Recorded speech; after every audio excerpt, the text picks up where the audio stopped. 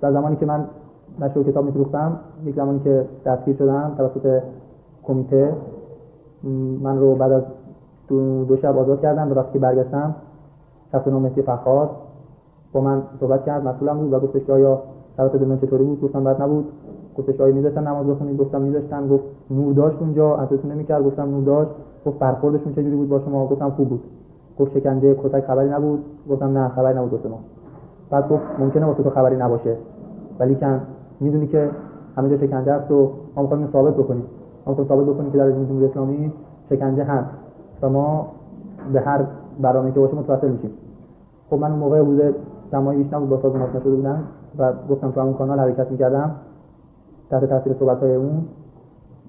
گفتش که ما احتیاج داریم که پرونده‌های زیادی به عنوان شکنجه ارسال بشه که اینا رو دست اینا بمونه و ببینن که بله چقدر پرونده شکنجه هست و اون در این رابطه هیچ کوششی پروپاگاندا نمی‌کنیم. حالا چون تو دستگیر شدی و پرونده اونجا داری، ما دستا رو با سیگار می‌سوزونیم و از تشریح قانونی میریم عکس می‌گیریم و مدرکی می‌گیریم که بله جای سیگار هست. حالا جواب خدا رو ما چی می‌خواستیم بدیم با این کار اونو شرمنده هم که بگم.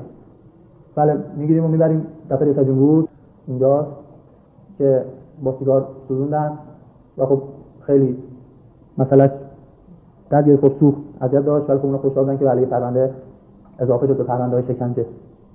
این رو بردن پزشکی قانونی و از روش یک طول درمانی گرفتن و این رو دفتر ریاست جمهور که در اون زمان محل اینجور برنامه‌های خائنانه به رژیم جمهوری اسلامی بود بردن اونجا و تحویل دادن و همونطور که دیدیم بنی صدر خائن هم در گفتارهاش اشاره می‌کرد با تکیه به این مسائل و این پرونده‌ها اشاره می‌کرد که بله شکنجه و فلان رو مطرح می‌کرد که رژیم جمهوری اسلامی رو در اذهان طور دیگه جلوه بده.